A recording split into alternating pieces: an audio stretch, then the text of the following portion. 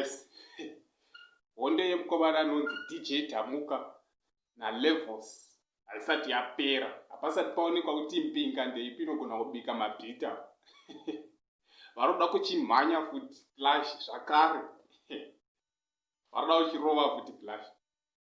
Because last time vakamboita show yaya vakaita iyi. Ati pashaikwa awina. Saka this time ndoga pari kuda kunyatsokuratidzana kushandwa zvishandwa chaizvo. Ndopai ndomboti panorwa nzou paipaka. Hapamiri mushe nyata yeuswa yanzi inotsokodzera. Ya ndozvikuita pawakumana atiwa Levels na DJ Dhamuka. Ndisati ndapinda munyaya yangu guys ndoda kutenda vese vakasubscribe to this channel nchiti thank you. Uye nevasati vasubscribe nchiti please subscribe to this channel and click your notification bell. Kitira pandongokanda video guys hamudarikirwi. Nadzoka nenyaya yevakomana DJ Dhamuka naLevels. NeSunday mangwana Sunday manheru vanenge vari kulake vachitapsurana ikoko.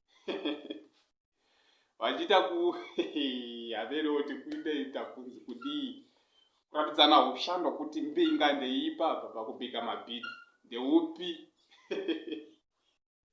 Because last time pavakaita paka hapana kuonekwa kuti ndeupi because vese vangodai.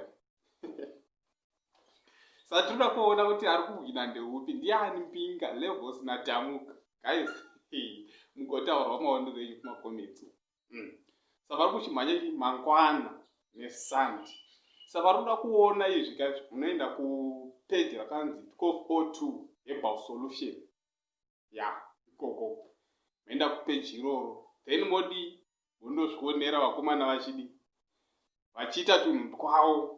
Mukomana weGwere nomukomana weMubare. Ya.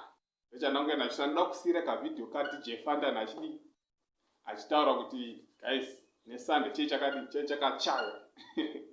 Sara muchiona kavidhio ako. Judge weLevels versus Dhamuka Clash ari panapa. Ndiye akawina ndambokuinterviewa weni. Akawina sasawina. Asakutita sei? Sunday. Oh, this Sunday pane rerun. This Sunday. Okay. On Sunday kune rerun kulake. Saka be there or be sweat kulake Chivero this Sunday. Tikarara nhasi toraswera mangwana kulake Chivero. Handiti? All the action. Amadlamini. Sawa. Like a Hellcat.